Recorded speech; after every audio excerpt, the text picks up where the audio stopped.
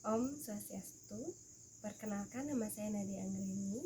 Saya nomor absen 22 dan saya kelas manajemen SDMG Malam. Di sini saya akan mempresentasikan proposal saya yang berjudul Pengaruh self-efficiency terhadap kinerja karyawan melalui komitmen organisasi pada PT Viv Group Cabang Kuta. Yang pertama saya bahas ialah bab 1, pendahuluan, yaitu sumber daya manusia atau karyawan adalah manusia yang bekerja pada suatu perusahaan dan mendapatkan balas jasa, baik itu gaji maupun kompensasi lainnya, dengan memberikan jasa baik dalam bentuk pikiran maupun tenaga. Sumber daya manusia memiliki kendali yang dapat menentukan keberlangsungan dari suatu perusahaan. Menurut Handoko 2001, mengatakan bahwa sumber daya terpenting bagi suatu organisasi ialah sumber daya manusia, yaitu yang memberikan tenaga, bakat, kreativitas, dan usaha mereka pada suatu organisasi. Selanjutnya, bab 2, landasan teori kinerja karyawan.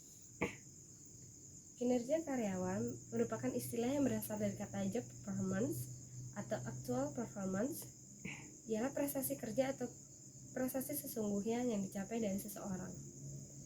Kinerja atau prestasi kerja ialah hasil yang secara kualitas dan kuantitas yang dicapai oleh suatu pegawai dalam melaksanakan tugasnya sesuai dengan tanggung jawab yang mereka tekuni.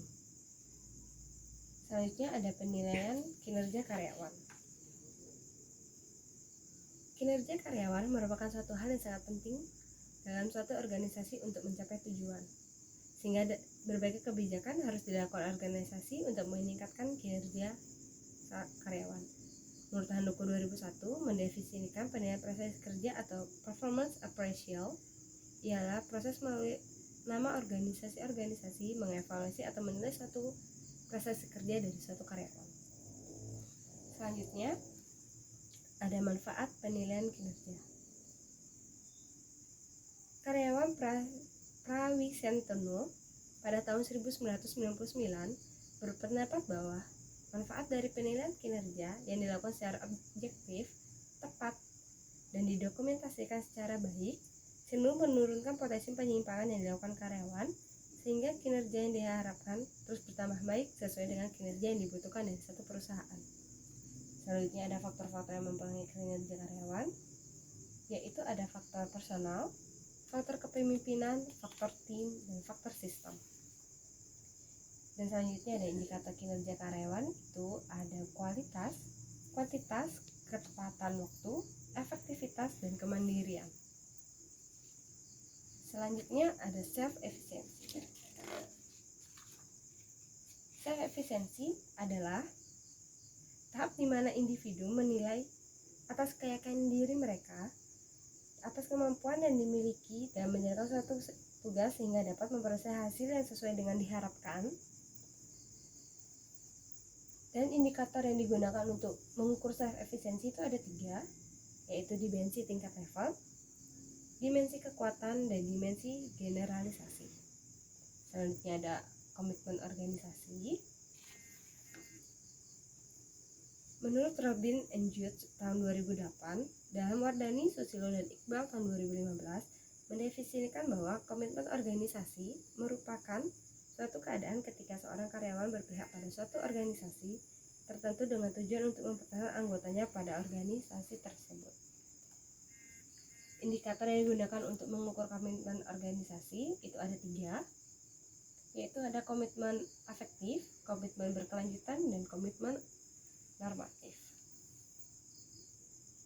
Dari hasil penelitian ini saya simpulkan ada 2. Saya sebutkan salah satunya ialah penelitian oleh Hani Ratnasari tahun 2008 dengan judul Hubungan Efikasi Diri atau Efisiensi dengan Kinerja Karyawan PT Metra Plaza, dengan sumber bukunya Jurnal Ilmiah Manajemen Fakultas Ekonomi volume 4 dengan variabel self-efficiency kinerja karyawan, di mana penelitian ini menunjukkan bahwa terdapat hubungan nyata yang signifikan antara self-efficiency dan kinerja karyawan.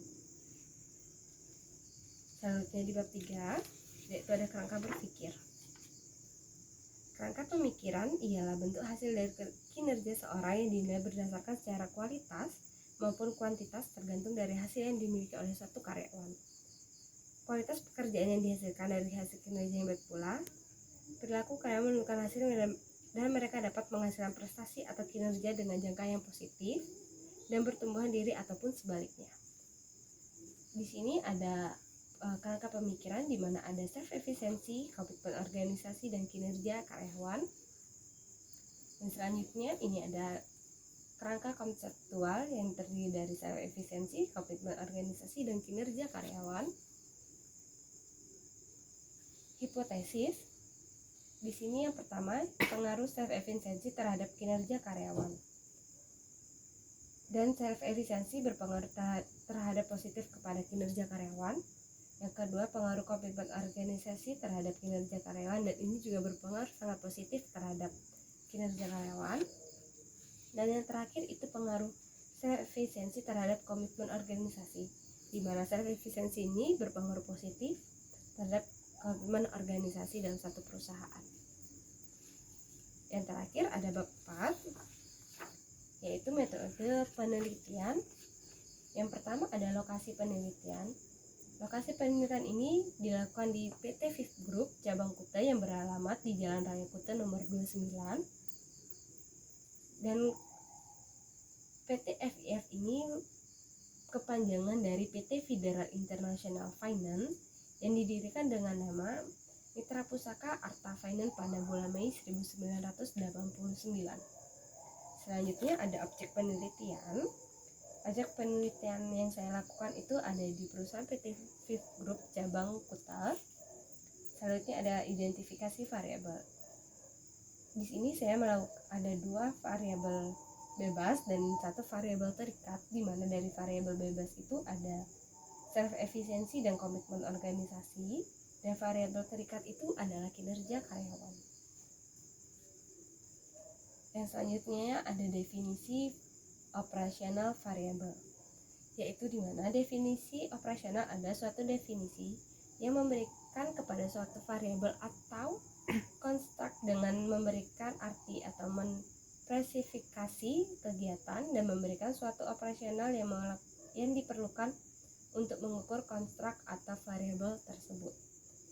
Selanjutnya ada populasi dan sampel, di mana populasi pada penelitian ini meliputi seluruh karyawan yang bekerja pada Fifth Group. Fifth Group yang di cabang Kuta yang berjumlah sekitar 150 karyawan yang terdiri dari beberapa bagian divisi, baik itu bagian pekerja lapangan ataupun back office. Sedangkan untuk sampelnya, ya sebagian besar dari populasi dapat dijangkau serta memiliki sifat yang sama dengan populasi. Namun, sampel ini mengambil bahan yang lebih sedikit daripada populasi. Biasanya untuk sampel kita hanya memerlukan kurang lebih hanya 35 orang, baik dari pekerja lapangan ataupun back office dari PT Fifth Group cabang Kuta. Yang terakhir ada metode pengumpulan data. Di sini saya melakukan metode pengumpulan data itu ada 3, yaitu observasi, wawancara, dan kuesioner. Dan teknik analisis data saya menggunakan teknik analisis data deskriptif dan analisis data verifikatif. Sekian presentasi dari saya. Mohon maaf jika saya kesalahan kata, baik ini sengaja maupun tidak sengaja. Saya tutup dengan Parama Santi. Om Santi Santi Om.